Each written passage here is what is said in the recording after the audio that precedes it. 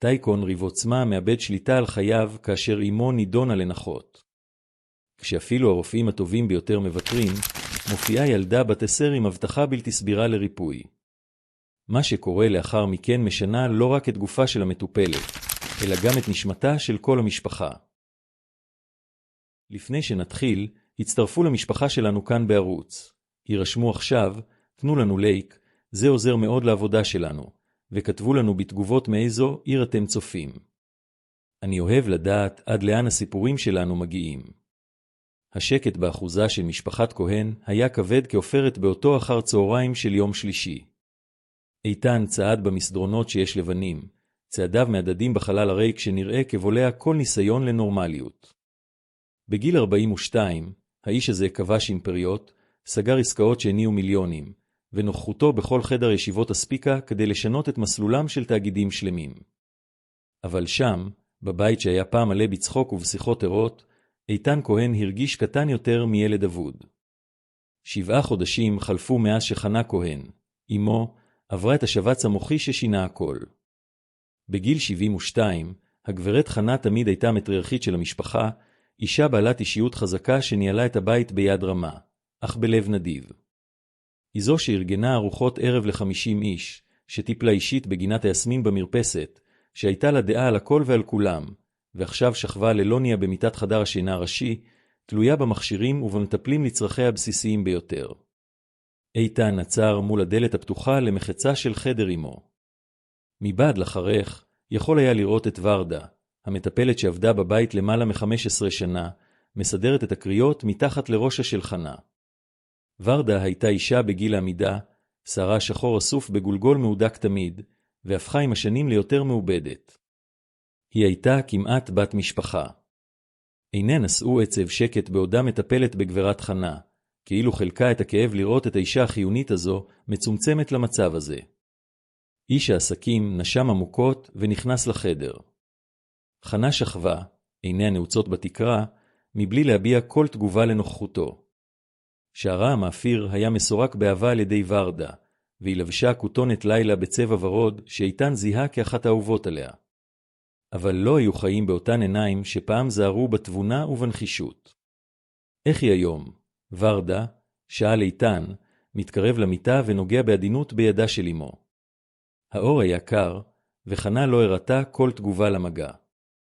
ורדה נאנחה, מסדרת את השמיכה על גופה של גבירתה. אותו דבר, מר איתן. היא אכלה קצת מרק בצהריים, אבל אין הרבה יותר מזה. כל הנסה שנים של טיפול ודגה קנה. איתן הנהן מרגיש את המשקל המוכר של חוסר האונים מהדק את חזהו. בחודשים האחרונים הוא הוציא הון על התייעצויות עם מיטב הנוירולוגים בארץ. הוא טס לתל אביב, לירושלים, ואפילו לארצות הברית בחיפוש אחר דעה שנייה, שלישית, עשירית. כולם הגיעו לאותה מסקנה הרסנית. הנזק המוחי היה נרחב מדי. חנה לעולם לא תחזור להיות כפי שהייתה. במקרה הטוב, היא תוכל להחזיר לעצמה כמה תנועות בסיסיות, אבל לחזור לדבר, ללכת, להיות היא עצמה שוב? הרופאים הנידו בראשם בהבעות של צער מקצועי. דוקטור רונן כהן, הנוירולוג שליווה את המקרה במשך חודשים, היה ברור בפגישה האחרונה. איתן, אתה צריך לקבל את המציאות. אמא שלך זקוקה לטיפול פליאטיבי.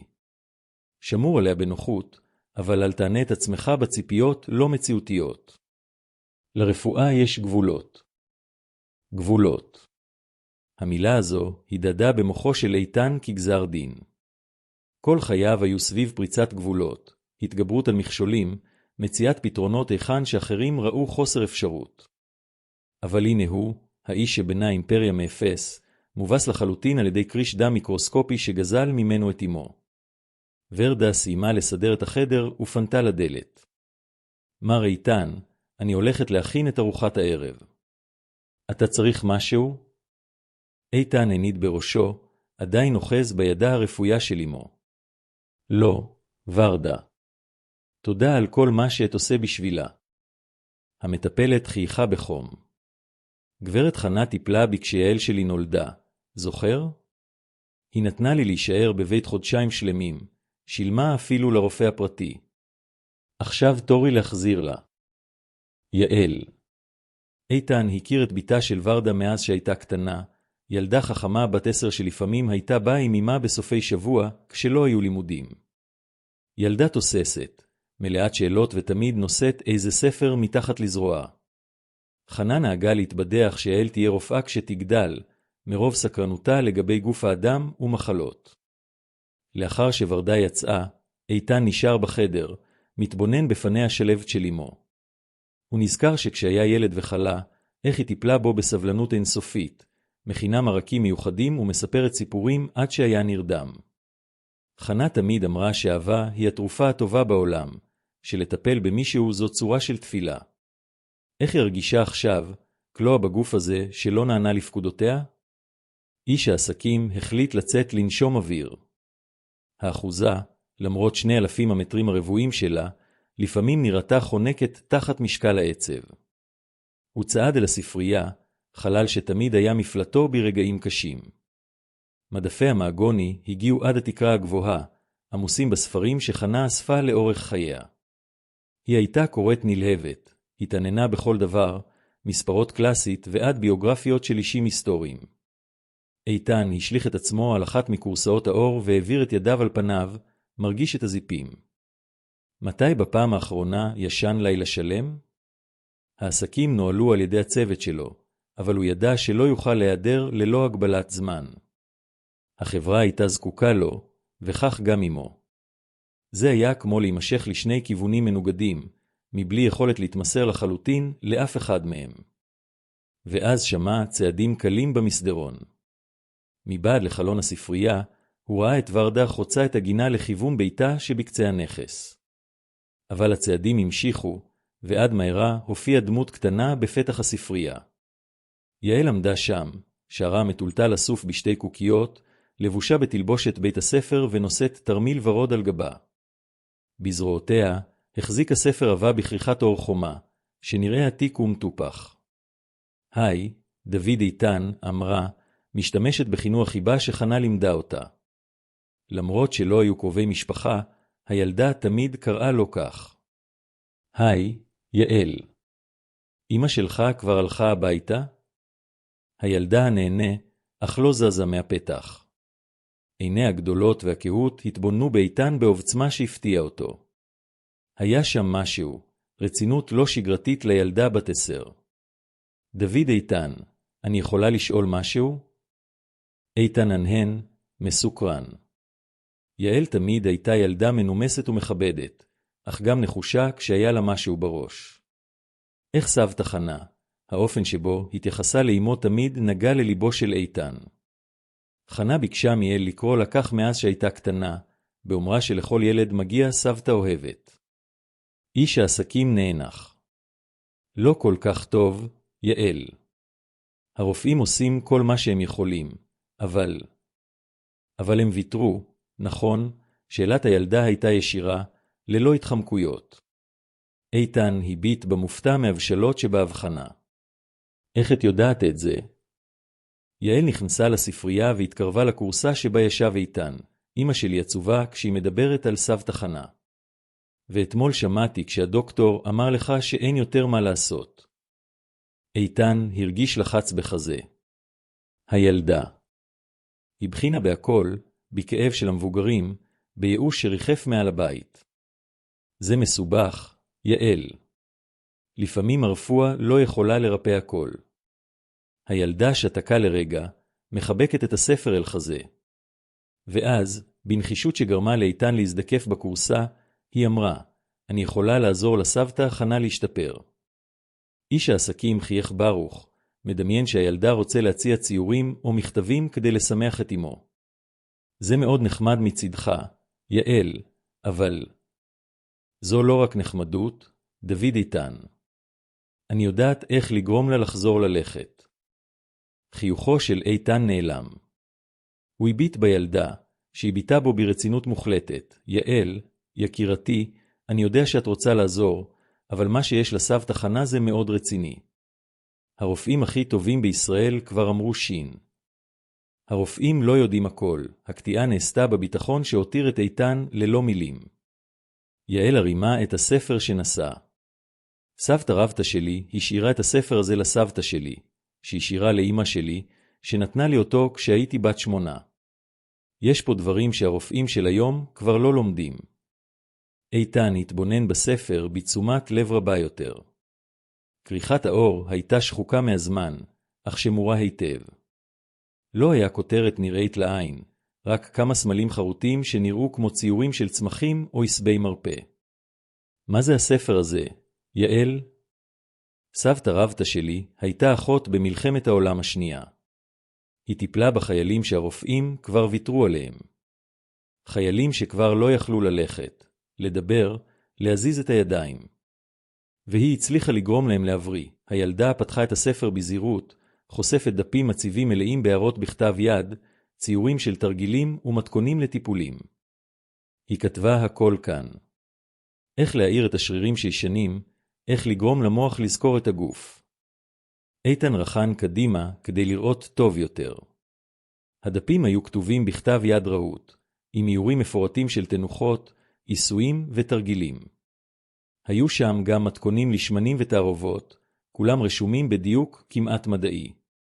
יעל, זה מאוד מעניין, אבל... איתן ניסס. איך להסביר לילדה, שעם כל הכוונות הטובות שלה, היא לא תוכל לרפא משהו שנוירולוגים בעלי שם הכריזו עליו כחסר מרפא? אתה לא מאמין לי, קולה של הילדה לא נשא אלבון, רק קביעה פשוטה. איתן נאנח, זה לא שאני לא מאמין לך, יקירתי. זה ש... ובכן, גם אמא שלך עובדת קשה מאוד בטיפול בסבתא חנה, ואני יודע שכולנו רוצים שהיא תשתפר, אבל... דוד איתן, תרשה לי לנסות? השאלה נשאלה בפשטות שפרקה את איש העסקים מנשקול לחלוטין. הוא הביט בילדה בת 10, עם הקוקיות ותלבושת בית הספר, אוחזת בספר עתיק כאילו היה האוצר היקר ביותר בעולם. היה משהו בעיניה של יעל, נחישות שמעבר לגילו, ביטחון שגרם לאיתן לפקפק בוודאות שלו עצמו. מה בדיוק את רוצה לעשות? יעל פתחה את הספר בעמוד מסוים, שם היה ציור של אדם שוכב וידיים מבצעות תנועות על חלקים שונים בגוף. קודם כל, אני צריכה להעיר את השרירים של סבתא חנה. הם ישנים כי המוח שכח איך לדבר איתם. אבל אם אני אגרה את הנקודות הנכונות, עם השמן הנכון ובטמפרטורה הנכונה, השרירים ייזכרו. איתן התבונן בציורים. הם היו מפורטים, כמעט אנטומיים, מראים נקודות ספציפיות ברגליים, בזרועות ובגב. לצד כל איור, היו הערות על זמן, לחץ וחומרים נדרשים. ואת למדת את כל זה מהספר הזה? סבתא שלי לימדה אותי לפני שמתה. היא אמרה שיום אחד אני אצטרך להשתמש בזה. היא גם אמרה שיש לי מתנה בידיים, כמוה וכמו סבתא רבתא. יעל סגרה את הספר בזהירות. דוד איתן, הרופאים ויתרו על סבתא חנה כי הם מסתכלים רק על החלק השבור. אבל אנחנו צריכים להסתכל על החלק שעדיין עובד וללמד אותו להיות חזק שוב. איתן הרגיש משהו זז בחזהו, תערובת של תקווה ופחד שלא חווה מזה חודשים. חלק ממנו ידע שהוא נוהג בחוסר היגיון כשהוא שוקל את הצעתה של ילדה, בזמן שמיטב המומחים נכשלו. אבל חלק אחר, החלק שסירב לקבל את התבוסה, לחש שאולי, רק אולי, כי יהיה משהו שהרפואה המודרנית איבדה בדרך. יעל, את מבינה שסבתא חנה חולה מאוד? שאם זה לא יעבוד, זו לא אשמתך? הילדה הנהנה ברצינות. אני מבינה. אבל דוד איתן, אם אני לא אנסה, תמיד אשאל את עצמי אם יכולתי לעזור לה. וסבתא חנה תמיד הייתה טובה אליי. מגיע לה שמישהו ילחם בשבילה. איתן הביט בילדה במשך רגע ארוך. הייתה חכמה במילים האלה שנגעה בו עמוקות. חנה תמיד הייתה לוחמת, מישהי של עולם לא ויתרה כשהאמינה במשהו. אולי היה זה הולם שהחלמתה תהיה גם היא עניין של לא לוותר. מה את צריכה כדי לנסות? עיניה של יעל זהרו. שמן זית טהור, מגבות נקיות, קערת מים חמימים ומקום שקט. ואתה צריך להיות שם, כי סבתא חנה צריכה להרגיש שאתה מאמין בה. איתן הנהן באיטיות. הוא ידע שהוא מקבל החלטה שעשויה להיראות נואשת לכל צופה מהצד. אבל כשהביט בילדה הנחושה הזו, אוחזת בספר שייצג דורות של ידע וטיפול, הוא הרגיש שאולי הייאוש הוא האויב האמיתי שיש להילחם בו. בסדר, יעל. בואי ננסה. החיוך שהאיר את פניה של הילדה היה כמו קרן שמש החודרת דרך העננים הכהים שריחפו מעל האחוזה מזה חודשים. בפעם הראשונה מאז השבת של חנה, איתן הרגיש משהו שכמעט שכח איך מרגישים, תקווה. בית משפחת כהן עמד לגלות שלפעמים ניסים מגיעים מחופשים לילדות עם ספרים עתיקים והבטחה בלתי אפשרית למימוש. למחרת בבוקר, איתן התעורר מוקדם מהרגיל. הוא ישן מעט, מוחו רוחש במחשבות על השיחה עם יעל בספרייה. במהלך הלילה, הוא קם פעמיים כדי לבדוק את מצבה של אמו, ומצא אותה תמיד באותה תנוחה, נושמת ברכות, אך נעדרת מהעולם סביבה. בכל מבט, מציאות המצב היא כבידה יותר על כתפיו, אך משהו השתנה. בפעם הראשונה מזה חודשים, היה ניצוץ של ציפייה מעורבב בפחד. בסביבות 8 בבוקר, ורדה הגיעה לעבודה, מביאה איתה את יעל. הילדה ביקשה רשות להיעדר מהשיעורים הראשונים של הבוקר, בטענה לי מנהלת שהיא צריכה לעזור לאמה בעבודה חשובה. זה לא היה שקר, חשב איתן כשראה אותה נכנסת דרך דלת המטבח, נושאת שקית בד פרחונית ואת הספר העתיק צמוד לחזק כמו קמה. בוקר טוב, דוד איתן, בירכה יעל, עיניה נוצצות בנחישות שנגדה את הבוקר האפרורי שבחוץ. הבאתי כל מה שאני צריכה. איתן התבונן במניחה את השקית על שולחן המטבח, ומתחילה להוציא את הפריטים בזה אחר זה. בקבוק שמן זית קטית, כמה מגבות כותנה לבנות, 2 מטליות קטנות יותר שנראו כפלנל, ומחמם חשמלי קטן שהשאילה משכנתה של אמא. כל פריט הונח בזהירות, כאילו היה חלק מטקס מקודש. ורדה, את בטוחה לגבי זה? שאל ליתן את המטפלת, שהתבוננה בביתה בתערובת של גאווה וחשש. אני לא רוצה שיעל תרגיש אחראית למשהו שאולי הוא בלתי אפשרי. ורדה נגבה את ידיה בסינר והביטה במעסיקה בכנות. מר איתן, לילדה הזאת יש משהו מיוחד. בידיים מאז שהייתה קטנה. כשהייתה תינוקת ובכתה הרבה, רק היא הצליחה להרגיע את האח הקטן של השכן. כשלחמותיי היו כאבי גב שאפילו תרופות לא עזרו, יעל שמעה את הידיים הקטנות שלה והכאב עבר. אני לא מבינה איך, אבל יש לה מתנה. יעל פתחה את הספר בעמוד שהראתה לו אתמול, לומדת בקפידה את הציורים וההערות. סבתא תמיד אמרה שריפוי זה לא רק מדע, זה גם אהבה ואינטואיציה. הרופאים יודעים הרבה על מחלות, אבל לפעמים הם שוכחים שלגוף יש זיכרון משלו. איתן התקרב, מתבונן בפירוט רב יותר באיורים שבספר. הדפים המציבים הראו טכניקות שנראו כשילוב של עיסוי טיפולי, הקופרסורה הוא משהו שדמה לפיזיותרפיה, אך עם מגע אומנותי יותר, אנושי יותר. ההערות היו בעברית ישנה, עם כמה מילים באיטלקית שהוא זיהה כמונחים רפואיים של התקופה. סבתא רבתא שלך הייתה איטלקיה? היא הייתה ישראלית, אבל למדה מנזירה איטלקיה שטיפלה בפצועי מלחמה. האחות פרנצ'סקה, קראו לה. סבתא תמיד סיפרה שהנזירה הזאת ידעה סודות שהרופאים הצבאיים לא הכירו. יעל סגרה את הספר בעדינות. אני יכולה להתחיל עכשיו? סבתא חנה צריכה להיות מחוממת ונינוחה. איתן הנהן, מרגיש פרפרים בבטן. חלק ממנו עדיין לא האמין שהוא מאמר על החלמתה של אמו בידה של ילדה בת 10, אך הייאוש של החודשים האחרונים פינה מקום לכל אפשרות, לא משנה כמה בלתי סבירה.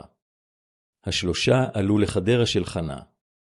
ורדה הגיעה מוקדם יותר וכבר רחצה את גבירתה, סרקה את שערה והלבישה אותה בחותונת כותנה נוחה בצבע תכלת. חנה שכבה על גבה, עיניה נעוצות בתקרה, נשימתה סדירה אך שטחית. אורה היה חיוור כשל מי שמבלה את ימי הרחק מהשמש, וידיה, שפעם היו זריזות ותמיד בתנועה, נחו רפויות על בתנה.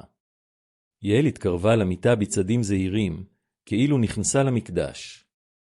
היי, סבתא חנה. זו אני, יעל. באתי לעזור לך להרגיש יותר טוב. איתן התבונן היטב בפניה של אמו, מחפש כל סימן של היכרות. חנה מצמצה כמה פעמים, אך עיניה נותרו ריקות, ללא מיקוד בדבר מסוים. הילדה הניחה את הספר על השידה והחלה לארגן את חומריה. היא מילאה קערה במים חמימים, בודקת את הטמפרטורה מספר פעמים בקצות אצבעותיה עד שהייתה מרוצה. המחמם הודלק והוצב באופן שחמם בעדינות את החדר מבלי להפריע למטופלת. לאחר מכן, יעל שפכה כמות קטנה של שמן זית על כפות ידיה, משפשפת אותן עד שהנוזל המוזב יתחמם מהחיכוך. דוד איתן, אתה יכול להחזיק את יד ימין של סבתא חנה? לא צריך ללחוץ, רק לגעת. היא צריכה להרגיש שיש לידה מישהו שאוהב אותה. איתן עשה כפי שהתבקש, עוטף בעדינות את ידה הקרה של אמו בין ידיו. עבר זמן רב מאז עשה את המחווה הפשוטה הזו, תמיד מודאג מדי מרופאים, טיפולים ובדיקות כדי להרשות לעצמו פשוט להיות נוכח. יעל פתחה את הספר בעמוד מסוים, למדה אותו לכמה שניות, ואז הפנתה את תשומת ליבה לחנה. סבתא, אני הולכת לגעת בך עכשיו. זה יכול להרגיש מוזר בהתחלה, אבל זה כדי לעזור לשרירים שלך לזכור איך לעבוד. הילדה התחילה מכפות הרגליים. ידיה הקטנות, מסוחות בשמן החם, עבדו על אצבעות רגליה של חנה בתנועות מגליות עדינות. איתן התבונן מוקסם בריכוז שעל פניה של יעל, כאילו היא קוראת משהו בלתי נראה דרך המגע. התנועות היו מדויקות, עוקבות בדיוק אחר מה שבייר בספר, אך היה שם משהו נוסף, אינטואיציה שהנחתה את הלחץ והקצב. כפות הרגליים מאוד חשובות, הסבירה יעל, מבלי להפסיק את עבודתה. הן נושאות אותנו כל החיים.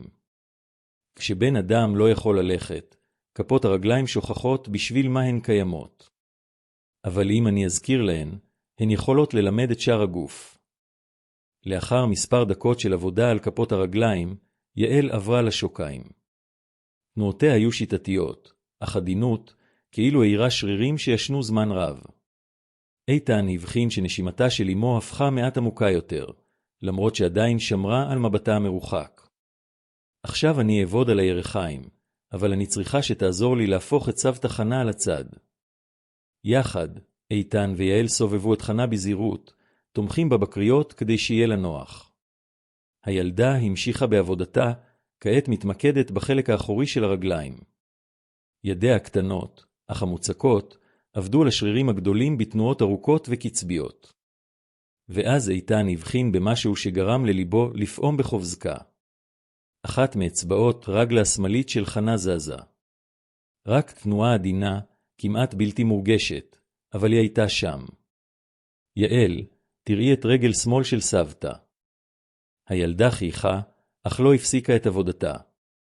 ראיתי, דוד איתן. השרירים מתעוררים. זה נורמלי בדקות הראשונות. נורמלי? איתן התבונן בתשומת לב רבה יותר. במהלך חודשי האשפוזים וההתייעצויות, אף רופא לא הצליח לעורר כל תנועה רצונית אצל חנה. והנה ילדה, עם ידיה משוחות בשמן בישול, גורמת לשרירים להגיב כאילו זה הדבר הטבעי ביותר בעולם. יעל המשיכה לעלות במעלה גופה של חנה, עובדת על הגב בתנועות שחיקו גלים. היא התייעצה עם הספר מדי פעם, אך ברוב הזמן נראתה מונחית על ידי אינסטינקט משלה. איתן הבחין שהיא מקדישה תשומת לב מיוחדת לאזורים מסוימים, נשארת זמן רב יותר בנקודות ספציפיות, כאילו ידעה בדיוק היכן השרירים זקוקים לגירוי נוסף. עכשיו אני אעבוד על הידיים. זה החלק הכי קשה, כי הידיים הן מה שאנחנו הכי משתמשים בו כדי להתבטא. כשהן לא עובדות, זה כאילו הבן אדם מאבד דרך לדבר. הילדה התמקמה בצד ימין של המיטה והחלה לעבוד על זרועה של חנה. אצבעותיה הקטנות לחצו נקודות ספציפיות בכתף, יורדות במורד הזרוע בתנועות שנראו כמורות קצות עצבים שהיו שקטים זמן רב. ואז קרה הבלתי יאמן. חנה סובבה את ראשה לכיוונה של יעל ועיניה התמקדו בפניה של הילדה. איתן עצר את נשימתו. זו הייתה הפעם הראשונה מזה 7 חודשים שראה את עיניה של אמו מתמקדות באמת במשהו. חנה מצמצה מספר פעמים, כאילו מנסה להתאים את המיקוד, ושפתיה זזו קלות. סבתא חנה, לחשה יעל, עוצרת את עבודתה כדי להתקרב לפניה של המטופלת. את רואה אותי?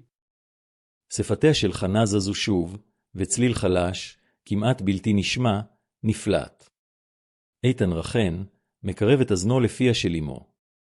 יוד. יעל. דמעות עלו בעיניו של איתן. זו הייתה המילה הראשונה שחנה הגתה מאז השבץ. יעל חייכה, אך שמרה על קור רוח מקצועי שהפגינה לאורך כל הסשן. היי, סבתא חנה. זו אני, יעל. את מרגישה יותר טוב? חנה ניסתה לדבר שוב, אך הצליחה להפיק רק צלילים בלתי מובנים. יעל לקחה כוס מים עם קשית שאיתה על שידת הלילה והציעה למטופלת. להפתעתו של איתן, חנה הצליחה למצוץ כמות קטנה של נוזל, משהו שגם חן לא עשתה מזה חודשים ללא עזרת האחיות. זה נפלא, סבתא. את עושה עבודה מצוינת. יעל חזרה לעבודתה, כעת מתמקדת בצוואר ובראש, עכשיו. אני אעשה פה כדי לעזור לדם להגיע טוב יותר למוח. התנועות בראש היו עדינות עוד יותר, כמעט כמו ליטוף. יעל עבדה על הקרקפת בקצות אצבעותיה, עושה עיגולים קטנים שנראו כמרגיעים את חנה לחלוטין. נשימתה של המטופלת הפכה עמוקה וסדירה יותר, ואיתן הבחין שסומק קל חזר לי לחייה. לאחר כמעט שעה של עבודה, יעל סיימה את הסשן. חנה חזרה לשכב על גבה, אך משהו מהותי השתנה. עיניה, למרות שעדיין היו עייפות, היו ערניות. היא עקבה אחר תנועותיה של יעל במבטה והגיבה כשמישהו דיבר אליה. איך את מרגישה? שאל איתן, אוחז שוב בידה של אמו. חנה הביטה בו ישירות בעיניים ולחצה את ידו. הלחיצה הייתה חלשה, אבל היא הייתה שם. איתן הרגיש את העולם עוצר לשנייה. לחיצת היד הפשוטה הזו הייתה יקרה יותר מכל החוזים המיליונרים שחתם בקריירה שלו. היא עייפה, אבל בסדר, אמרה יעל, מנגבת את ידיה במגבת. הגוף שלה עבד קשה מאוד היום, למרות שהייתה במנוחה. אני יכולה לחזור מחור? איתן הביט באמו, שעצמה את עיניה שמרה על הבאה שלווה יותר ממה שראה מזה חודשים. בטח שכן. יעל, אני לא יודע איך להודות לך. הילדה חייכה, מכניסה את חומריה לשקית הפרחונית. לא צריך להודות עדיין, דוד איתן. זה היה רק היום הראשון. לסבתא חנה יש עוד הרבה עבודה אם היא רוצה לחזור ללכת. לחזור ללכת. המילים הידדו במוחו של איתן כאפשרות שהוא קבר יחד עם התקוות העבודות. אבל הנה יעל, ילדה בת 10, מדברת על זה כאילו זה רק עניין של זמן ומסירות. לאחר שיעל יצאה עם ורדה לבית הספר, איתן נשאר בחדר עם חנה. היא ישנה בשלווה, אך היה משהו שונה בצבעתה, בנשימתה, בכל האנרגיה שלה. זה היה כאילו אור שכבה בתוכה הודלק מחדש באיטיות. איש העסקים לקח את הטלפון הנייד שלו, וכמעט התקשר לדוקטור רונן כדי לספר לו על אירועי הבוקר. אבל הוא היסס. איך יסביר שילדה הצליחה בשעה אחת את מה שחודשים של טיפול רפואי לא השיגו? זה יישמע כמו ייאוש, כמו הכחשת המציאות. אולי עדיף לחכות, לראות אם ההשפעות יחזיקו מעמד, אם הן אמיתיות או רק צירוף מקרים רגעי. במהלך שאר היום, איתן נשאר קרוב לחדרה של אמו. חנה המשיכה להיות מגיבה יותר מאשר בחודשים הקודמים. כשוורדה הביאה את מרק הצהריים, היא הצליחה לפתוח את פיה מרצון כדי לקבל את האוכל. אחר הצהריים, כשאיתן קרא כמה עמודים מרומן שידע שהוא אחד האהובים עליה, חנה סובבה את ראשה לכיוון קולו ושמרה את עיניה ממוקדות בו למשך מספר דקות. בסוף אחר הצהריים, חנה הצליחה להגות עוד כמה מילים. בן הייתה הברורה ביותר, מכוונת ישירות לאיתן. הוא החזיק את ידה של אמו, מרגיש שוב את אותה לחיצה חלשה אך משמעותית. כשהגיע הלילה, איתן התיישב בקורסה לצד מיטתה של חנה. היא הייתה ערה, מביטה דרך החלון שם, החלו להופיע הכוכבים הראשונים. זו הייתה הפעם הראשונה מזה חודשים שהוא ראה אותה נוכחת באמת, מודעת לעולם סביבה. אמא, את שומעת אותי? שאל ברכות. חנה הפנתה את עיני אליו והזיזה את שפתיה. איתן התקרב כדי להקשיב. יוד. על. השם יצא ברור, כאילו חנה רצתה לוודא שהוא מבין את תודתה לילדה שהחזירה לה מעט מהאישה שהייתה פעם. איתן הנהן, מרגיש דמעות צורבות בעיניו. כן, אמא. יעל. היא תחזור מחר. חנה עצמה את עיניה במה שנראה כחיוך. בפעם הראשונה מזה 7 חודשים, איתן הרשה לעצמו להאמין שאולי, רק אולי, ניסים עדיין אפשריים. ולפעמים הם מגיעים מחופשים לילדה עם ספר עתיק וידיים הנושאות את חוכמתם של דורות של נשים מרפאות. בית משפחת כהן נרדם באותו לילה עם אנרגיה שונה. התקווה חזרה לשכון במסדרונות הללו, הובא על ידי ידי הקטנות של ילדה שסרבה לקבל שישנם מקרים בלתי אפשריים. 3 שבועות חלפו מאז הסשן הראשון של יעל עם חנה, והאחוזה של משפחת כהן השתנתה לחלוטין. מה שהיה פעם בית אפוף שקט ומלנכוליה, רטט כעת באנרגיה של התחדשות שהדביקה את כל יושביו. הספרייה, שאיתן תמיד ראה בה את מפלטו האישי, הפכה למרכז שיקום מאולתר והמוזר ביותר שמישהו יכול היה לדמיין. כל אחר צהריים, בדיוק בשעה 3, יעל הגיעה מבית הספר נושאת את שכיתה הפרחונית ואת הספר העתיק. ורדה ארגנה מחדש את שגרת יומה כדי להיות נוכחת במהלך הסשנים, לא רק כאם גאה, אלא כעוזרת מסורה שלמדה כל טכניקה שביתה היא שמה. איתן, מצידו, ביטל פגישות חשובות והציל סמכויות כדי להיות נוכח בכל סשן, והפך לעוזר הבלתי סביר ביותר שיכלה חנה לבקש.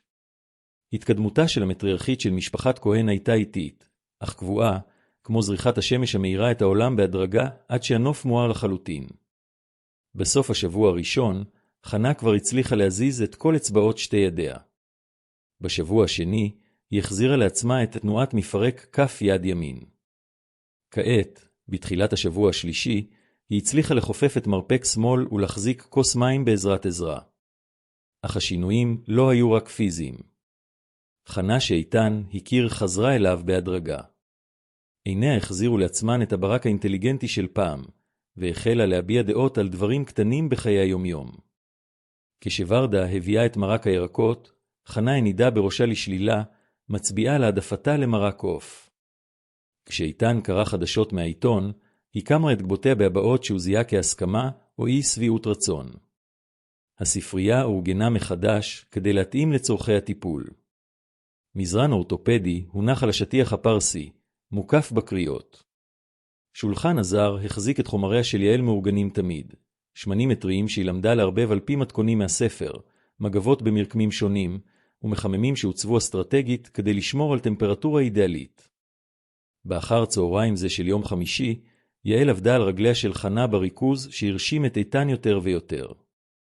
הילדה פיתחה שגרה ספציפית, תמיד מתחילה מכפות הרגליים ועולה בהדרגה, אך מתאימה את התרגילים לתגובת גופה של חנה. היום היא ניסתה משהו חדש, תרגילי התנגדות שבהם חנה הייתה צריכה לדחוף כנגד לחץ ידיה של יעל. סבתא חנה, עכשיו תנסי לדחוף את היד שלי עם רגל ימין. לא צריך להיות חזק, רק צריך לנסות, הנחתה יעל, מניחה את כף ידה כנגד כף רגלה של חנה. איתן החזיק בכתפיה של אמו, מעניק לה תמיכה ועידוד. קדימה, אמא. את יכולה. זוכרת כשהייתי קטן ולימדת אותי לרכוב על אופניים? אמרת שאני רק צריך לנסות, שהשאר יבוא באופן טבעי. חנה הביטה בבנה בעוצמה שלא ראה מזה חודשים. עיניה התמלאו בנחישות, ואיתן יכול היה לראות את המאמץ המרוכז בהבעתה. באיטיות, כמעט בלתי מורגשת בהתחלה, הרגל החלה ללחוץ כנגד ידה של יעל. זהו, סבתא. את מצליחה, קרא יעל, שומרת על התנגדות במידה הנכונה כדי לאתגר את השריר מבלי להמיס עליו. עוד פעם אחת. את חזקה מאוד. חנה חזרה על. התנועה, הפעם בכוח רב יותר. איתן הרגיש התרגשות כה עזה עד שנאלץ למצמץ מספר פעמים כדי לעצור את הדמעות. כל ניצחון קטן של אמו היה הישג מונומנטלי לכל המשפחה. עכשיו ננסה עם הרגל השנייה, אמרה יעל, עוברת לצד שמאל. זכריי, סבתא חנה, השרירים שלך הם כמו ילדים שישנו. אנחנו צריכים להעיר אותם ברוך, אבל גם בתקיפות. האנלוגיות שיעל השתמשה בהן תמיד הפתיעו את איתן בפשטותן וביעילותן. היה לה כישרון להסביר תהליכים מורכבים באופן שחנה יכלה להבין ולקבל. לא היו שם מונחים רפואיים מסובכים או מונחים טכניים מאיימים, רק השוואות עדינות שהיו הגיוניות למי שנאבקת להשיב לעצמה את גופה. לאחר שעה של תרגילים, הגיע החלק האהוב על חנה, הרגע שבו יעל קרא קטעים מהספר העתיק, מתרגמת את הערותיה של סבתא, רבת על טכניקות שונות ומסבירה כיצד כל אחת מהן פועלת. חנה הקשיבה בתשומת לב, לפעמים שואלת שאלות פשוטות שהראו את התעניינותה החנה בתהליך ההחלמה של עצמה. האחות פרנצ'סקה כתבה כאן שלגוף האדם יש חוכמה משלו, קרא יעל, מצביעה על קטע מסוים. היא אמרה שכשאנחנו פוצעים ברך, כל הגוף מתאים את עצמו כדי להגן על החלק הזה. אבל לפעמים, אחרי שהפצע מחלים, הגוף שוכח לחזור למצב נורמלי. זה מה שקרה לך, סבתא חנה. השבץ פגע בחלק מהמוח שלך, וכל הגוף הגן על עצמו בכך שנשאר שקט. עכשיו אנחנו מלמדים אותו שהוא יכול לחזור לתפקד. איתן התפעל מיכולתה של הילדה להפוך מושגים מורכבים של נורופלסטיות ושיקום להסברים כה ברורים ומנחמים. חנה נהנה בראשה, מראה שהיא מבינה היטב מה קורה לה. ואז הם שמעו כל מכוניות מגיע לחניה. איתן כימת את מצחו, הוא לא ציפה לאורחים בשעה כזו. ורדה קמה לבדוק מי הגיע, אך חזרה עד מהרה עם הבעה מודאגת על פניה. מר איתן, זו דוקטור קרמלה עם הרופא ההוא, דוקטור רונן. הם עולים. קרמלה כהן סגל הייתה אחותו הצעירה של איתן, עורכת דין מצליחה שהתגוררה בתל אביב וביקרה את המשפחה לעתים רחוקות. בחודשים האחרונים היא נכחה רק בפגישות הרפואיות החשובות ביותר, תמיד תומכת בהחלטות המומחים ומתעקשת שאיתן יקבל את מציאות מצבה של אמם. הגעתה הבלתי צפויה, מלווה בנוירולוג, לא יכלה לבשר טובות. איתן קם במהירות, מנסה לחשוב על דרך להסביר את הסצנה שקרמלה עמדה לחזות בה. הספרייה שהפכה למרכז שיקום, ילדה בת 10 מתפקדת כמטפלת ראשית, וחנה מגיבה באופן שסותר את כל התחזיות הרפואיות הרשמיות. קרמלה נכנסה לספרייה כמו סופה, עקביה הגבוהים מתקתקים על רצפת העץ. בגיל 38 היא שמרה על אלגנטיות מקצועית גם בביקורים משפחתיים, לבושה בחליפה אפורה ללא רבב ונושאת תיק מסמכים שלא בישר טובות. מאחוריה, דוקטור רונן כהן התבונן בסצנה בתערובת של סקרנות וספקנות מקצועית. איתן, מה לעזאזל קורא פה, קולה של קרמלה חתך את האוויר קלב. עיניה סרקו במהירות את הסביבה המאולתרת, מתמקדות ביעל, שהייתה קוראת לצד חנה עם ידיים עדיין משוחות בשמן. קרמלה, אני יכול להסביר. התחיל איתן, אך נקטע על ידי אחותו. להסביר מה? שהפכת את אמא שלנו לשפן ניסיונות של ילדה? איתן, השתגעת לגמרי, קרמלה התקרבה לעמם, מתבוננת במצבה בעיניים ביקורתיות, ומה אליה? היא הצביעה במעופל לעבר חומריה של יעל, הדברים הפרימיטיביים האלה? דוקטור רונן התקדם, לובש את עמדתו הרפואית הסמכותית. איתן, אני צריך לבדוק את גברת חנה מיד. קיבלתי מידע מדאיג על טיפולים לא קונבנציונליים המיושמים ללא פיקוח רפואי. יעל קמה באיטיות, מנגבת את ידיה במגבת. עיניה הגדולות התבוננו בבאים החדשים ברוגע שניגד את המתח בסביבה. שלום, דוקטור קרמלה. שלום, דוקטור רונן. אני יעל. אני עוזרת לסבתא חנה להשתפר. קרמלה הביטה בילדה כאילו הייתה חרק מוזר. עוזרת? ילדה, יש לך מושג מה את עושה? אמא שלי עברה שבץ מוחי חמור. היא לא צעצוע בשבילך לתרגל את פנטזיות הדוקטור שלך. אכזריות המילים גרמה לאיתן להתמקם אינסטינקטיבית בין אחותו ליעל. קרמלה, תפסיקי עם זה. יעל עזרה לאמא שלנו יותר מקל אחד מהרופאים המומחים שלך. עזרה, דוקטור רונן התקרב לחנה, מתעלם לחלוטין מנוכחותה של יעל. איתן, אמא שלך עדיין סובלת משיתוק נרחב. התנועות הקטנות האלה שאתה אולי מפרש כשיפור הן ככל הנראה אבייתות שרירים בלתי רצוניות, נפוצות מאוד במקרים כאלה. אבייתות?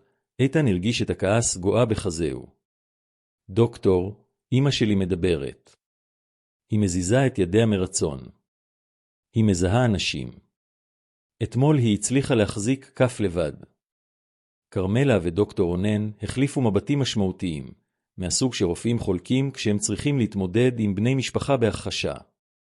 איתן, אני מבינה את הייאוש שלך, אמרה קרמלה, מרככת מעט את הטון. כולנו רוצים שאמא תשתפר. אבל מה שקורה פה מסוכן. אין לנו מושג מה הילדה הזאת עושה, באילו חומרים היא משתמשת, איזה נזק היא עלולה לגרום. נזק?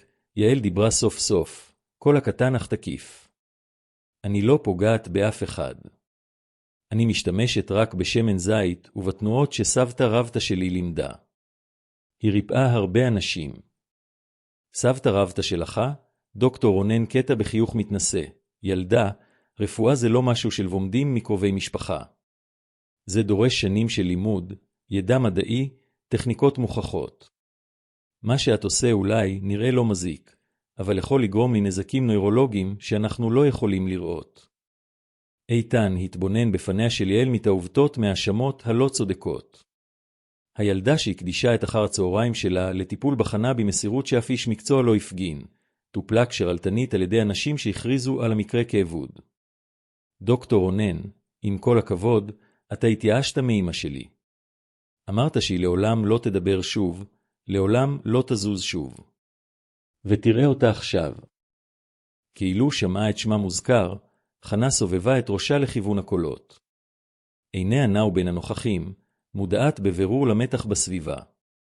כשמבטה פגש את זה של דוקטור רונן, איתן יכול היה לראות שם היכרות, ומשהו שנראה כמו אי נוחות.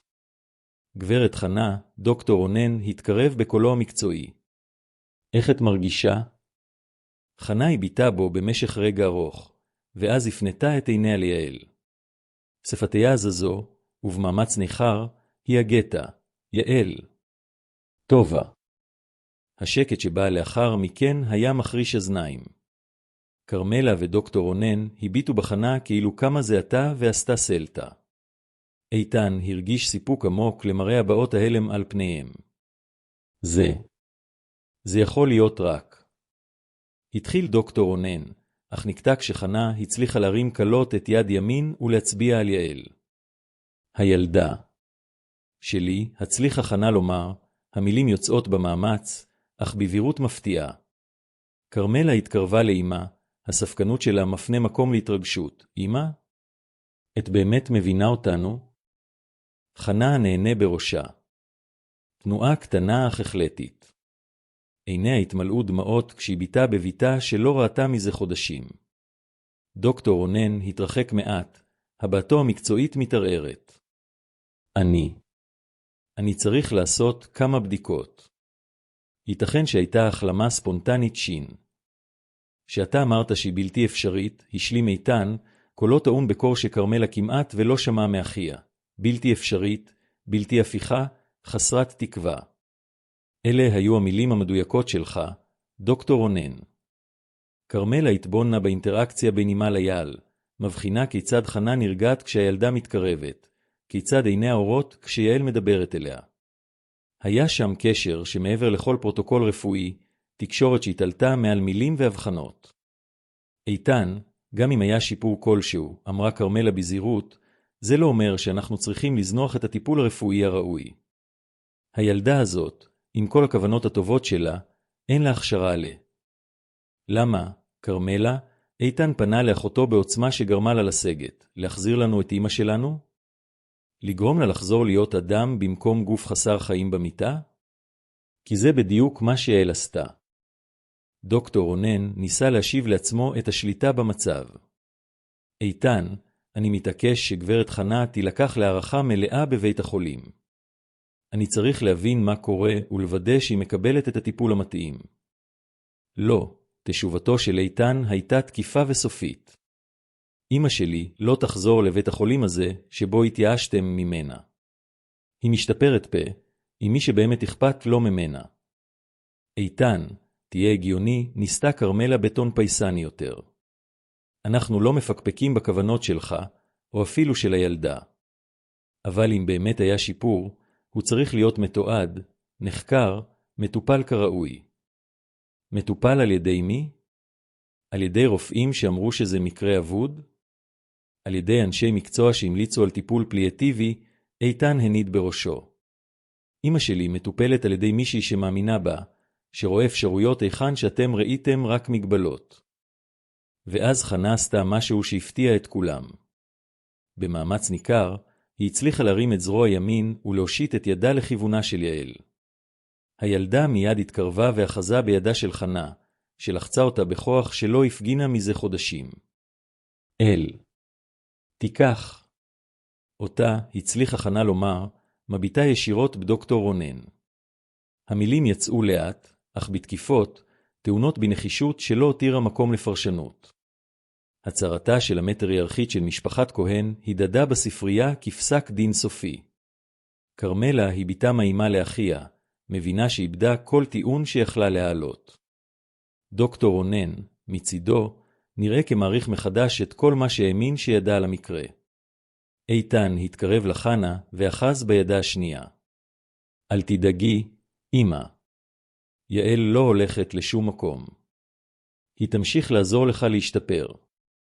חנה חייכה, הבעת האושר האמיתית הראשונה שאיתן ראה על פניה מאז השבץ. זה היה כאילו אמו חוזרת לא רק פיזית, אלא גם רגשית, מתחברת מחדש לחיים ולאנשים שאהבה. קרמלה קיפלה את המסמכים שהביאה, מבינה שלא יהיה צורך לדון בסוגיות משפטיות לגבי קשירותה הנפשית של אמא. חנה הייתה בבירור צלולה ומסוגלת להביע את העדפותיה. דוקטור רונן, בחוסר רצון, הסכים לעקוב אחר המקרה מרחוק, אך התעקש שכל סיבוך יביא לאשפוז מיידי. לאחר עזיבתם של האורחים הלא רצויים, הספרייה חזרה לאווירת הריפוי והתקווה שלה. יעל חידשה את עבודתה עם חנה כאילו דבר לא קרה, אך איתן הבחין שהילדה נחושה יותר מתמיד. סבתא חנה עשתה מאמץ גדול היום, אמרה יעל, מעניקה עיסוי מרגיע בכתפיה של המטופלת. להגן על מישהו שאנחנו אוהבים תמיד מעייף, אבל זה גם מחזק אותנו. איתן הביט בילדה המדהימה זו ששינתה לא רק את חייה של אמו, אלא את כל הדינמיקה המשפחתית. יעל התמודדה עם הספקנות וההתנשאות של המבוגרים בחוות שרבים מאנשי המקצוע לא היו מפגינים. ואמו מצאה כוחות שאיש לא ידע שעדיין קיימים בה כדי להגן על מי שהחזירה לה את התקווה. באותו לילה, כשחנה ישנה בשלווה בחדרה, איתן מצא את יעל בספרייה, מארגנת את חומריה ליום המחרת. הילדה עבדה בשקט, אך הוא יכול היה לראות שמילותיהם של קרמלה ודוקטור רונן השפיעו עליה. יעל, את יודעת שהם טעו, נכון? הילדה הביטה בו בעיניים חכמות מדי לגילה. אני יודעת, דוד איתן. סבתא שלי תמיד אמרה שאנשים מפחדים ממה שהם לא מבינים. אבל סבתא חנה לא מפחדת. היא סומכת עליי, וזה מה שחשוב.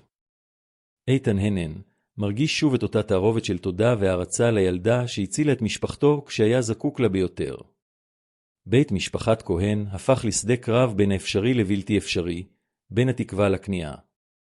ובאותה ספרייה שהשתנתה, ילדה עם ספר עתיק הוכיחה שלפעמים ניסים מגיעים מחופשים בצורות הבלתי סבירות ביותר.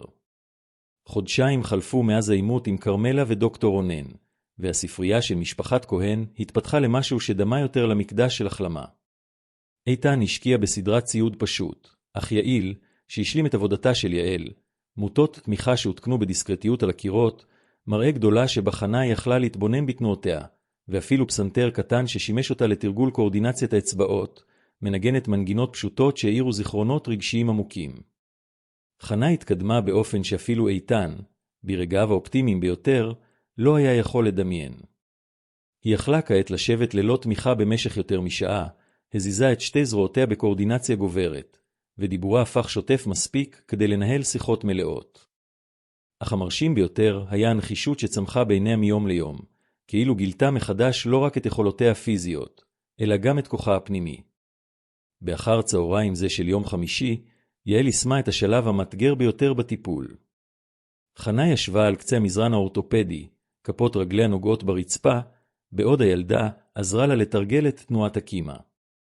זה היה תרגיל שדרש קואורדינציה בין שרירי הרגליים, הגוף ושיווי המשקל, סימפוניה מורכבת שמוחה של חנה למד מחדש לנצח עליה. סבתא חנה, עכשיו תדמייני שיש חוט שמושך את החזה שלך למעלה, הנחתה יעל, מניחה את ידיה על כתפיה של חנה כדי לתת תמיכה. אל תאמצי את הרגליים עדיין. תני להן לעקוב אחר תנועת הגוף. איתן התבונן מהקורסה שבה נהג לקרוא, אך כעת שימשה כעמדת תצפית למעקב אחר כל התקדמות קטנה של אמו. הוא למד לזהות את סימני העייפות, את הרגעים שבהם חנה נזכה לעידוד נוסף, ובעיקר, כיצד לחגוג כל ניצחון מבלי ליצור ציפיות שעלולות להעמיס עליה רגשית. חנה נשמה עמוקות, מתרכזת בהנחייתה של יעל. בתנועה מתואמת שקל לה הישענות קדימה ודחיפה עדינה, היא הצליחה לקום חלקית. היא לא הגיעה לעמידה מלאה, אך רגליה תמכו בחלק ממשקל גופה למשך מספר שניות לפני שנאלצה לשבת שוב. זה היה נפלא, אמא, קרא איתן, קם כדי למחוא כפיים. החזקת את המשקל של עצמך. חנה חייכה, אך איתן יכול היה לראות את העייפות בעיניה. התרגיל הפשוט הזה דרש ממנה ריכוז ומאמץ פיזי שהותירו אותה מותשת. יעל, תמיד קשובה לסימני גופה של מטופלתה, החלה מיד בעיסוי מרגיע בשרירי הרגליים כדי להקל על המתח. עשית עבודה קשה מאוד היום, אמרה יעל, מורחת את השמן החם בתנועות מעגליות. אבל השרירים מתחזקים מיום ליום. בשבוע הבא תצליחי לעמוד לבד. את בטוחה, יעל, שאלה חנה, כל הנושא תערובת של תקווה וחשש. לפעמים אני מרגישה שאני מבקשת יותר מדי מהגוף שלי. הילדה הפסיקה את מה שעשתה והביטה ישירות בעיניה של חנה. סבתא רבתא שלי תמיד אמרה שהגוף נותן לנו רק את מה שאנחנו מוכנים לקבל. אם את מצליחה לשבת, זה כי את מוכנה לנסות לעמוד. אם את מצליחה להזיז את הידיים, זה כי את מוכנה לנסות ללכת.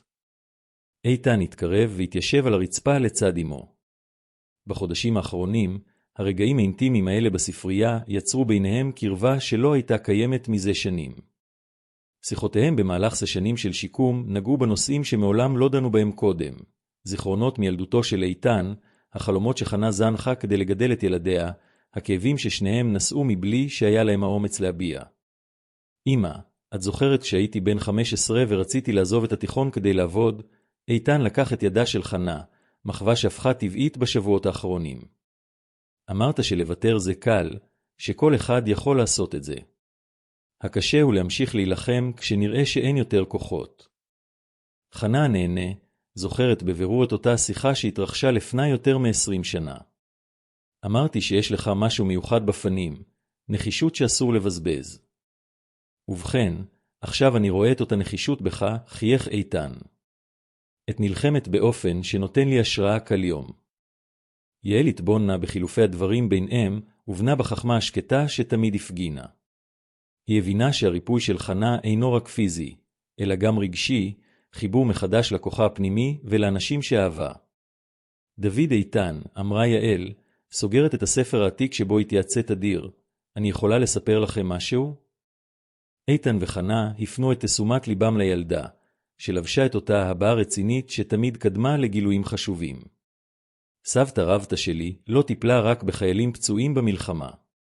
היא טיפלה במיוחד באדם אחד. יעל פתחה את הספר בעמוד שאיתן מעולם לא ראה, שם הייתה תמונה ישנה של חייל צעיר. זה היה אבא שלך, דוד איתן. סבא רבא שלי. איתן לקח את הספר בזהירות, מתבונן בתמונה המציבה. לאיש שבתמונה היו תווי פנים שהוא זיהה במעורפל, דמיון שיכול היה להיות מקרי, אך משהו בעומק מוחו אמר לא שלא. אבא שלי, איתן הביט ביעל, מבולבל. יעל, אבא שלי מת כשהייתי בן 3. הוא מעולם לא היה חייל. הוא היה חייל לפני שהכיר את אמא שלך, הסבירה יעל בסבלנות. סבתא רבתא שלי טיפלה בו כשהוא נפצע בקרב. הוא איבד את התנועה ברגליו והרופאים אמרו שהוא לעולם לא ילך שוב. חנה רחנה כדי לראות טוב יותר את התמונה. היה משהו מוכר בפנים הצעירות האלה, הבאה שהיא זכרה שראתה אצל בעלה בשנים הראשונות לנישואיהם. סבתא רבתא שלי טיפלה בו במשך חודשים, משתמשת באותן טכניקות שאני משתמשת בהן עם סבתא חנה. כשהוא עברי, הוא הבטיח שאם אי פעם היא או משפחתה יזדקו לעזרה, הוא יעשה כל שביכולתו. יעל הפכה את הדף, חושפת מכתב בכתב יד. שנים לאחר מכן, כשסבתא שלי הייתה בקשיים, אבא שלך נתן לה עבודה. כשאמא שלי נולדה והייתה זקוקה לטיפול רפואי, הוא שילם את כל העלויות. איתן הרגיש כאילו העולם מתארגן מחדש סביבו. זיכרונות מקוטעים מילדותו החלו לקבל משמעות. האב מדבר על משפחה שעזרה להחלמתו, התעקשותה של אמו תמיד להתייחס לוורדה כיותר ממטפלת, האופן שבו חנה אימצה מיד את יעל כשהייתה רק תינוקת. לכן אמא שלי תמיד הייתה כל כך זהירה עם המשפחה שלנו, המשיכה יעל. ולכן, כשסבתא חנה חלתה, ידעתי שאני חייבת לעזור. זה לא היה רק כי אני אוהבת אותה, אלא כי מילאתי הבטחה שהמשפחה שלנו נתנה לפני זמן רב. חנה חזה בידה של יעל בהתרגשות שגרמה לה לרעוד קלות. יקירתי, לא היית חייבת לעשות את זה. ההבטחה הזו הייתה של דור אחר. סבתא חנה, הבטחות משפחתיות לא מזדקנות, אמרה יעל בפשטות שנגעה עמוקות בליבו של איתן. הן עוברות מהם לבט כמו הספר הזה, כמו הידע הזה. סבתא רבתא שלי טיפלה באבא שלך. עכשיו אני מטפלת בך. ואולי יום אחד הבת שלי תטפל במישהו מהמשפחה של דוד איתן. איתן קם וניגש לחלון, זקוק לרגע להקל את כל מה שגילה. נדיבותה של משפחתו יצרה מגל של הכרת תודה שחצה דורות, וכעת הוחזרה לא באופן שמעולם לא יכול היה לדמיין. יעל לא הייתה שם רק במקרה או מתוך טוב לב טבעי. היא מילאה מורשת של טיפול והדדיות שחיברה את משפחותיהם באופן עמוק ומתמשך.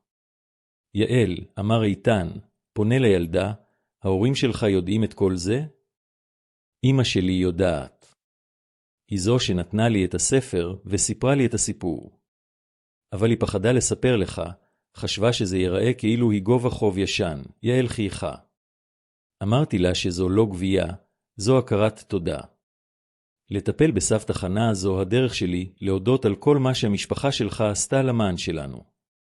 באותו רגע, ורדה הופיעה בפתח הספרייה, נושאת מגש עם תה ועוגיות ביתיות. איתן הביט בה בעיניים חדשות, רואה בה לא רק את העובדת המסורה שהכיר, אלא את נציגתה של שושלת מטפלות שנגעה במשפחתו בדרכים שהוא רק החל להבין. ורדה, ידעת שיעל תספר לי על ההורים שלנו? ורדה הניחה את המגש על שולחן העזר וחייכה בביישנות. חשבתי שעדיף לתת ליעל להחליט מתי לספר. הסיפור הוא שלה לחלוק. איתן התקרב לוורדה, ולהפתעתה חיבק אותה. תודה. על הכל. על הטיפול במשפחה שלנו, על שגידלת בת כל כך מיוחדת, על ששמרת על הבטחה שאפילו לא ידעתי שקיימת. ורדה התרגשה, מחזירה את החיבוק בחום. מר איתן, המשפחה שלך הצילה את שלי כשהייתי זקוקה לכך ביותר. עכשיו תורנו לנסות להציל את שלכם. חנה התבוננה בסצנה בדמעות בעיניה, מבינה כיצד הגילוי הזה הביא עוד יותר משמעות להחלמתה. היא לא טופלה רק על ידי ילדה מוכשרת, אלא על ידי יורשת של מסורת ריפוי שמשפחתה שלה עזרה לשמר. ואז הטלפון צלצל במשרדו של איתן. ורדה הלכה לענות וחזרה כעבור מספר דקות עם הבעה מודאגת. מר איתן, זו הייתה המזכירה של קרן חנה כהן. הם רוצים לאשר את נוכחותה של הגברת בנשף הצדקה בחודש הבא. קרן חנה כהן הוקמה לפני 15 שנה לכבוד המטריארכית של המשפחה, והתמקדה בחינוך ובריאות לקהילות נזקקות. כל שנה הם קיימו נשף גלה לגיוס כספים, וחנה תמיד הייתה המארחת הראשית של האירוע. מאז השבת שלה, איתן לקח על עצמו את האחריות הזו, אך ידע שהיעדרה של אמו מעורר ספקולציות לגבי מצבה האמיתי. מה אמרת להם? שאל איתן. אמרתי שאבדוק איתך ואחזור, ענתה ורדה. אבל... המזכירה ציינה שכמה תורמים חשובים שואלים אם גברת חנה עדיין. מספיק שירה כדי להמשיך לעמוד בראש הקרן. איתן הרגיש את הכעס המוכר מהדק את חזהו. אנשים שמעולם לא הפגינו עניין אמיתי ברווחתה של אמו, כעת פקפקו ביכולתה על סמך שמועות וספקולציות. חנה, שהקשיבה לכל השיחה, ניסתה לקום לבד מהמזרן. אמא, אל תתאמצי, אמר איתן, מתקרב לעזור לה. איתן, קולה של חנה היה תקיף. עם נחישות שלא שמע מזה זמן רב, אני הולכת לנשף הזה. אמא, אני לא בטוח שזה רעיון טוב. הרבה אנשים, הרבה רעש, הרבה שאלות. בדיוק בגלל זה אני צריכה ללכת, קטעה חנה, אנשים צריכים לראות שלא מתעתי, שאני לא צמח במיטה. הם צריכים להבין שאני עדיין הנשיאה של הקרן שלי. יעל, שהקשיבה לשיחה בשקט, התקרבה לחנה. סבתא חנה, את רוצה ללכת לנשף בכיסא גלגלים? חנה הביטה בילדה בהבעה ששילבה אתגר ונחישות.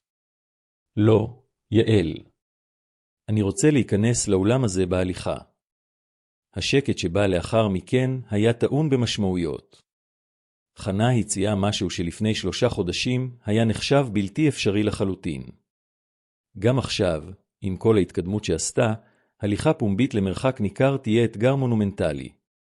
סבתא חנה, כמה צעדים יש מדלת האולם עד לבמה, שאלה יעל, מוחה כבר מחשב אפשרויות. איתן, שהכיר את אולם המלון שבו תמיד קיימו את האירוע, ענה אוטומטית, בערך 20 מטרים. איזה 25 צעדים לאדם עם צעד רגיל. יעל הנהנה לומדת את חנה בעיניים אנליטיות.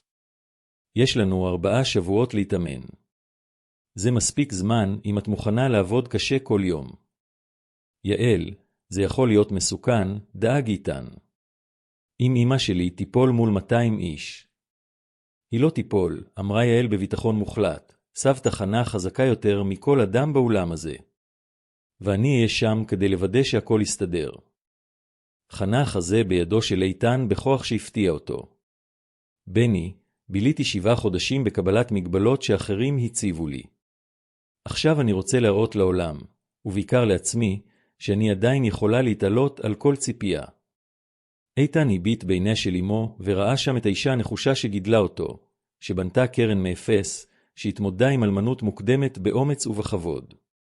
חנה כהן חזרה, והייתה מוכנה להוכיח זאת לכל מי שפקפק. בסדר, אמא. נתאמן לנשף הזה. אבל תבטיחו לי שאם ברגע כלשהו זה יהפוך למסוכן או קשה מדי, תודיעו לי. יעל וחנה החליפו מבטים של שותפות, כמו 2 קושרות המתכננות את המהפכה הגדולה ביותר שהאחוזה הזו ראתה אי פעם. דוד איתן, אני יכולה להשתמש באזור הבריחה כדי להתאמן על הליכה? שאלה יעל. המים נותנים תמיכה והתנגדות בו זמנית. זה יעזור לסבתא חנה לחזק את הרגליים מבלי להיפצע. איתן הנהן כבר מדמיין את השינויים שיצטרך לעשות באזור הבריחה כדי להתאים לאימונים. אולי להתקין מוטות תמיכה בקצוות, מזרני ציפה לתרגילים ספציפיים, ובוודאי יצטרך לחמם את המים כדי לשמור על טמפרטורה מתאימה. בשבועות שבאו לאחר מכן, אחוזת משפחת כהן הפכה למחנה אימונים אינטנסיבי. הבקרים החלו בבריחה, שם חנה תרגלה הליכה במים בתמיכתם של יעל ואיתן. אחר הצהריים הוקדשו לתרגילים בספרייה, כעת ממוקדים ספציפית בשיווי משקל, קואורדינציה והתנגדות. הלילות הסתיימו בשנים של עיסוי מרגיע להקלת מתח השרירים של היום. חנה התמודדה עם רגעי כאב, דלקת בברכיים, וימים שבהם העייפות נראתה כהופכת כל התקדמות לבלתי אפשרית. אך עם כל קושי, הנחישות שלה ושל יעל רק גדלה. איתן צפה בשותפות המדהימה הזו בין אישה שסרבה לקבל מגבלות וילדה שהאמינה בכל ליבה ששום דבר אינו בלתי אפשרי, שיש מספיק אהבה ומסירות. נשף קרן חנה כהן התקיים בעוד 3 שבועות, וחנה הייתה מוכנה להראות לעולם שכמה ניסים קורים כשאנחנו הכי פחות מצפים להם, מובאים על ידי ידי הקטנות של ילדה שמילאה הבטחות שניתנו על ידי דורות קודמים. ליל נשף הצדקה של קרן חנה כהן הגיע עם תערובת של ציפייה ועצבנות שרחפה מעל האחוזה כענן חשמלי. איתן התעורר לפני עלות השחר, בודק בפעם השלישית את כל פרטי התוכנית שעליה התאמנו ללא לאות ב3 השבועות האחרונים. חנה הייתה נחושה יותר מתמיד, אך הוא יכול היה לראות את החרדה בעיניה כשהיא ביטה בסימלת הכחול שבחרה לאירוע, תלויה בארון כסמל של תקווה ואתגר. יעל הגיעה מוקדם מהרגיל, נושאת תיק מיוחד עם כל החומרים שתצטרך, שמנים לעיסוי מרגיע, רצועות אלסטיות לתמיכה נוספת, ואפילו את ספרה העתיק, שהפך לקמא שלה ברגעים חשובים. הילדה הייתה עצבנית באופן ניכר, אך שמרה על יציבה בטוחה שהפגינה לאורך כל תהליך ההחלמה של חנה. איך ישנתה? סבתא חנה? שאלה יעל, מתחילה מיד בעיסוי עדים בכפות רגליה של חנה כדי להקל על כל מתח שרירי שהצטבר במהלך הלילה. ישנתי מעט, אבל לא מפחד, ענתה חנה, מתבוננת בידי המיומנות של יעל. ישנתי מעט מהתרגשות. מזמן לא הרגשתי כל כך חיה, כל כך נוכחת בגוף שלי. איתן התבונן מהקורסה, לבוש כבר בחליפת הטוקסידו שלו, אך מתקן ללא הרף את העניבה בניסיון לשלוט בחרדה שלו. בשבועות האחרונים הוא היה עד להתקדמות שאתגרה כל היגיון רפואי. חנה יכלה כעת ללכת עם תמיכה למרחקים ניכרים, שיווי המשקל שלה הפך יציב באופן מפתיע, וכוחה הנפשי היה חד מתמיד. אך דבר אחד היה להתאמן בבטיחות האחוזה, ודבר אחר לגמרי היה לעשות כל זאת מול 200 איש שציפו לראותה בכיסא גלגלים. דוד איתן, אתה צריך להירגע, אמרה יעל, מבחינה במתח על פניו. סבתא חנה תצליח רק אם תאמין שהיא תצליח. היא מרגישה את האנרגיה שלך, ואם האנרגיה הזאת תהיה של פחד, זה יפריע לה. איתן נשם עמוקות, נזכר בכל הפעמים שיעל נתנה לו עצות שנשמעו פשוטות, אך התגלו כחכמות להפליא. בחודשים האחרונים, הילדה הזו הפכה לא רק למטפלת של אמו, אלא גם לסוג של מדריכה רוחנית לכל המשפחה, מלמדת אותם על אמונה, התמדה, והכוח המשנה של אהבה ללא תנאי. ורדה נכנסה לחדר נושאת סמלת ילדים ורודה בהירה, מגוהצת ומוכנה בקפידה. יעל, את תהי יפהפייה. גברת חנה, את רוצה שאעזור עם האיפור? חנה נהנה, אך הייתה ממוקדת בבירור בסדרי עדיפויות אחרים. ורדה, את בטוחה שהכל מוכן באולם? המקל נמצא במקום הנכון? איתן בדק את המסלול שנעבור. הכל נבדק שוב ושוב. אמא, אמר איתן, מתקרב כדי לאחוז בדה. המלון קיבל את כל ההוראות שלנו. המקל ממוקם בדיוק היכן שסיכמנו, במקום שבו תעשי הפסקה כדי להתאושש. ואני אהיה לצדך בכל צעד. ואני אהיה בצד השני, הוסיפה יעל, בנחישות שנגדה את גילו. אם תרגישי שאת מאבדת שיווי משקל, תוכלי להישען עליי. אני קטנה, אבל אני חזקה. חנה חייכה, נרגשת ממסירותה של הילדה. בחודשים האחרונים, יעל הפכה להרבה יותר ממטפלת או חברת. משפחה. היא הפכה לנכדה שחנה תמיד חלמה עליה, ילדה חכמה ואוהבת שגרמה לה להיזכר בכוחה הפנימי. שעתיים לפני האירוע, צוות ההכנה הגיע לאחוזה. הספר שתמיד טיפל בחנה לפני אירועים חשובים, מאפר מקצועי שאיתן שכר, ואפילו פיזיותרפיסט שאלהו בדיסקרטיות את האירוע לכל מקרה חירום.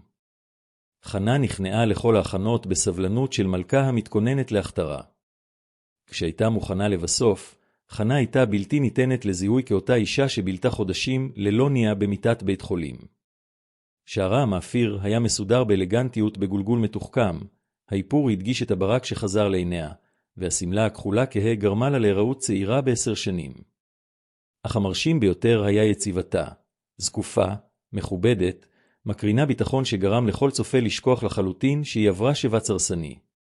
אמא, את מהממת, אמר איתן, מציע את זרועו כדי ללוות אותה למכונית. לא, בני. אני מוכנה, ענתה חנה, בתקיפות בקולה שלא הותירה מקום לספק. מלון פלס, שבו נהגו לקיים את הנשף באופן מסורתי, היה מקושט בסידורי פרחים שופעים בצבעי הקרן, לבן וזהב. האולם הראשי, המסוגל להכיל 300 איש, היה מלא באליטה החברתית והעסקית של תל אביב. אורחים רבים הגיעו מתוך עניין אמיתי במטרה, אך איתן ידע שחלק ניכר היה שם מתוך סקרנות חולנית לראות את חנה כהן במצבה הנוכחי. מחוץ למלון, חנה נשארה במכונית למספר דקות נוספות, עוצמת את עיניה ומתרכזת בהוראות שיעל נתנה לה. נשמי עמוק, דמייני כל צעד, הרגישי את השרירים מגיבים לפקודותייך, זכרי שאת חזקה יותר מכל ציפייה שיש להם ממך. יעל הייתה לצידה במושב, לבושה בסמלתה ורודה ואוחזת בתיק קטן עם ציוד החירום.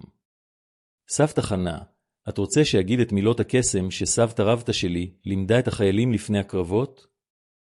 חנה פקחה את עיניה וחייכה. מהן המילים האלה, יקירתי? אומץ זה לא לפחד. אומץ זה לעשות מה שצריך לעשות למרות הפחד, יעל החזה בידה של חנה. יש לך יותר אומץ מקל חייל שסבתא רבתא שלי טיפלה בו אי פעם. איתן ירד ראשון מהמכונית ונתקל בשטף של ברכות ושאלות דיסקרטיות על מצבה של אמו. הוא שמר על תשובות מעורפלות, אך לבביות, מכין פסיכולוגית את האורחים למה שעמדו לחזות בו. כשהגיע הרגע, איתן חזר למכונית והציע את זרועו לחנה. היא קיבלה את התמיכה, אך איתן יכול היה להרגיש שהיא לא נשענת עליו. היא השתמשה בו רק כמדריך, שומרת על יציבותה בכוח שהשיבה לעצמה בחודשי המסירות של יעל. הכניסה למלון הייתה המבחן הראשון. חנה צעדה כ10 מטרים מהחנייה עד לדלת הראשית בצעדים יציבים ובטוחים. עובדי המלון, שקיבלו מידע דיסקרטי על המצב, התבוננו בהבעות של הפתעה מכובדת. במבואת המלון, האורחים הראשונים שראו את חנה הגיבו בהלם ניכר. רבים ציפו לראותה בכיסא גלגלים, אולי במראה שברירי, ובוודאי תלויה בטיפול מתמיד. במקום זאת, הם מצאו אישה אלגנטית, צועדת בכבוד ומקרינה נוכחות ששלטה בכל סביבה. חנה? זו באמת את? שאלה מרגרט לוי, חברה ותיקה של המשפחה שלא ביקרה במהלך ההחלמה. כל ההנסה תערובת של הפתעה והערצה כנה. שלום, מרגרט. נפלא לראות אותך, ענתה חנה, מברכת את חברתה בחיבוק חם. אני מקווה שאת מוכנה לערב מיוחד. איתן התבונן בתגובות סביב, מבחין כיצד השיחות הופכות ללחישות כשאנשים זיהו את חנה. כמה הבאות הראו שמחה כנה לראותה מחלימה, אחרות חשפו אכזבה מוסווית בקושי על שלא מצאו את הטרגדיה שציפו לחזות בה. יעל נשארה קרובה, אך דיסקרטית, לבושה כילדה אלגנטית המלווה את משפחתה באירוע חברתי. רק איתן וחנה ידעו שהיא הרבה יותר מזה. היא הייתה השומרת השקטה שאפשרה את הרגע הזה. לבסוף הגיע הרגע המכריע.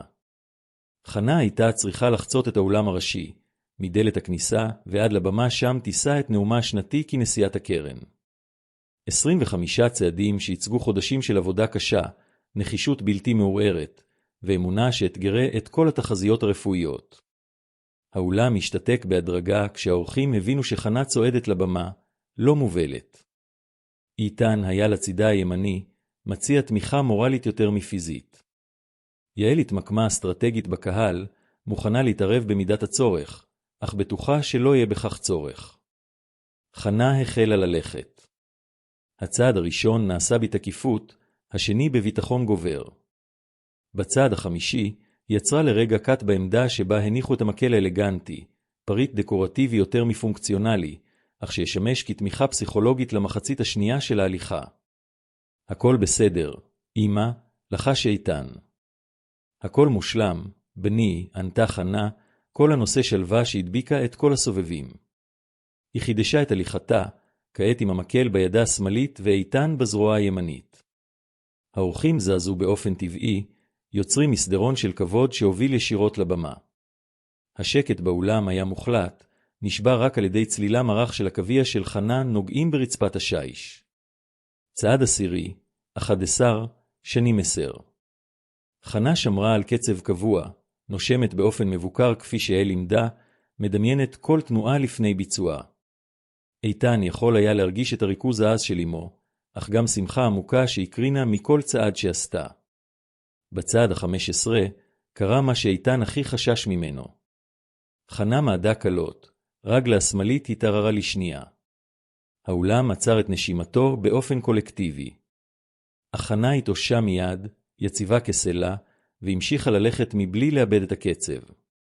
צעד 20, 21, 22.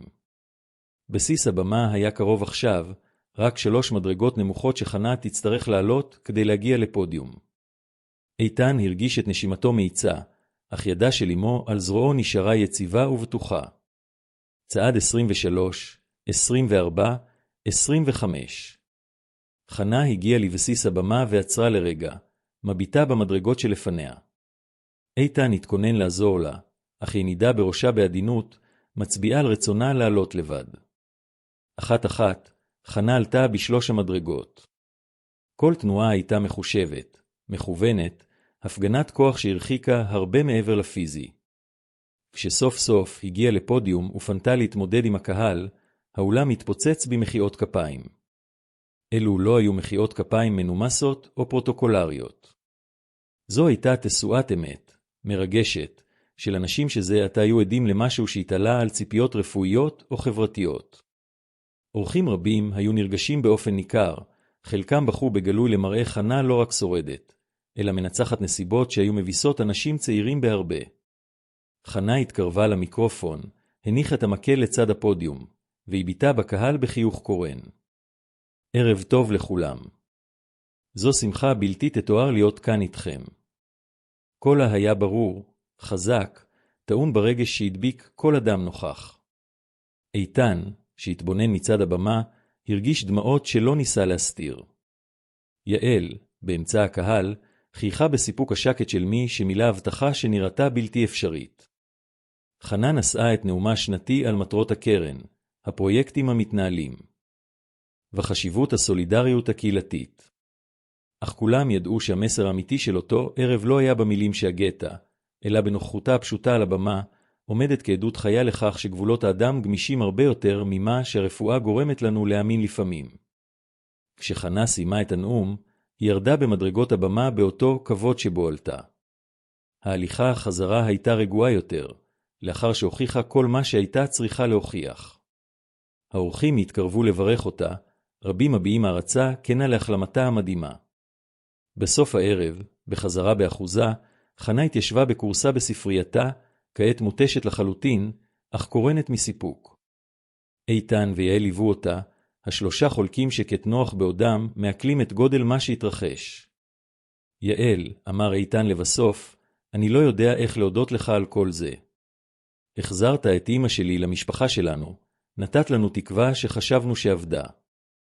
אני רוצה לעשות משהו בשבילך, למען משפחתך. אני יכול לשלם על לימודייך, לתת בית טוב יותר להורייך, להקים קרן חינוכית. יעל נידה בראשה בעדינות, דוד איתן, לא עשיתי את זה בציפייה לתשלום. עשיתי את זה כי זה היה הדבר הנכון לעשות. סבתא רבתא שלי לימדה אותי שלרפא אנשים זו מתנה, לא עסק, אבל בכל זאת, התעקש איתן, מגיע לך גמול. למשפחתך מגיע לחיות חיים נוחים יותר. אם אתה רוצה לעשות משהו למען משפחתי, אמרה יעל, מהרהרת, אתה יכול לתת את הבית הקטן שבקצה נכס לאמא שלי לגור בו.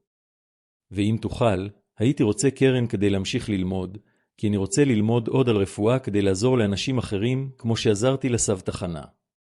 איתן חייך, נרגש מצניעותה ומחזונה לעתיד של הילדה. בטח שכן, יעל. הבית שלכם. ויהיה לך החינוך הטוב ביותר שנוכל לספק. חנה חזה בידה של יעל, עיניה נוצצות מתודה. יקירתי, נתת לי הרבה יותר מתנוע ברגליים. החזרת לי את הרצון לחיות. 6 חודשים לאחר מכן, החיים באחוזת משפחת כהן מצאו קצב חדש. חנה צעדה מדי יום בגינה, מטפלת אישית בשכי הוורדים האהובים עליה. ידיה, שנותרו ללוני הזמן קורב, עבדו כעת באדמה באותה עדינות שיעל השתמשה בה כדי להאיר אותן. הספרייה המשיכה להיות מקום מיוחד, אך כעת שימשה הן לקריאה והן לשנים שבועיים שבהם חנה ויעל עבדו יחד, לא עוד על החלמה, אלא על שמירת הבריאות והרווחה. הספר העתיק זכה למקום של כבוד על מדף מיוחד, לצד ספרי רפואה מודרניים שאיתן קנה ליעל כדי שתמשיך בלימודיה. יעל, כעת בת 11, הצטיינה בבית הספר לא רק מבחינה אקדמית, אלא גם בזכות יכולותיה המדהימות במדעי הביולוגיה. מוריה העירו תדיר על הבנתה האינטואיטיבית של גוף האדם ועל חמלתה הטבעית בעזרה לחברים עם פציעות קטנות או אי נוחות. בבוקר שבת זה, יעל התכוננה להשתתף בריד המדעים הארצי, מציגה פרויקט על רפואה מסורתית ומודרנית שפיתחה על בסיס חוויותיה עם חנה. איתן יסיע אותה לתחרות, גאה כאב בילדה שהפכה לחלק בלתי נפרד ממשפחתו. דוד איתן, סבתא חנה תצליח לראות את המצגת שלי, שאלה יעל, מארגנת את חומריה בספרייה. היא לא תפספס את זה בשום אופן, ענה איתן. למעשה, היא מתכננת לך הפתעה. חנה נכנסה לספרייה באותו רגע, נושאת חבילה עטופה בקפידה. יעל, יקירתי, יש לי משהו בשבילך. הילדה פתחה את המתנה בזהירות, חושפת גרסה מודרנית וכרוכה של ספרה של סבתא רבתא. איתן דאג לצלם ולסרוק כל עמוד, יוצר מהדורה מיוחדת ששמרה על כל הידע העתיק, אך באופן עמיד וקרי יותר. עכשיו את יכולה להמשיך את מסורת משפחתך, אבל גם להוסיף את הידע שלך, אמרה חנה. אני מניחה שיום אחד תרצי לכתוב מתכונים וטכניקות משלך כדי להשאיר לבדך. יעל חיבקה את חנה בהתרגשות שגרמה לעיניו של איתן להתמלא דמעות פעם נוספת. הילדה המדהימה הזו שינתה לא רק את בריאותה הפיזית של אמו, אלא את כל הדינמיקה הרגשית של המשפחה, מלמדת אותם על הכרת תודה, התמדה והכוח המשנה של אהבה מסורה. כשיצאו ליריד המדעים, חנה נופה מהחלון, תנועותיה שוטפות וטבעיות כאילו מעולם לא הייתה כל הפרעה בחיוניותה. ורדה עבדה בגינה, מזמזמת שיר ישן בעודה מטפלת בפרחים שגברת חנה שתלה כדי לחגוג את החלמתה. בית משפחת כהן הפך לעדות חיה לכך שניסים קורים כשאנו פוגשים את האנשים הנכונים בזמן הנכון, כשאנו מרשים לעצמנו להאמין באפשרויות שהרפואה המסורתית רואה כבלתי אפשריות, וכשאנו מבינים שריפוי הוא הרבה יותר מיישום טכניקות מדעיות, הוא גם להציע אהבה, מסירות, והסירוב המוחלט לוותר על מי שאנחנו אוהבים.